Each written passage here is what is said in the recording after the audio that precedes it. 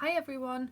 So last week we looked at perimeter, which was the distance around the outside of the shape. This week we're going to be looking at area. An area is the space on the inside of the shape. So the first task this week is to find the area by counting squares. However, I don't just want you to count the squares, I want you to label the lengths of the sides as well, because that's going to help us come to the next part of area when we don't have the squares to count.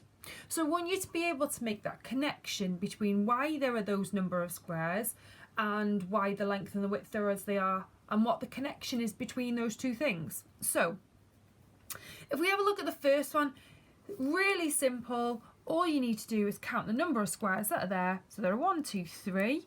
So the area of shape number 1 is 3 centimetres squared. We're working in centimetres in all of these, so these are 1 centimetre squares, okay? So let's have a look at the length and the width, okay? So if I look at the length of this rectangle, I know it's 3 across because there are 3 squares. Okay, what do I know about the width? Well, it's only 1 down, so the width is 1. Now the link now between the number of squares in the shape and the length and the width is if I multiply them together, I get the area.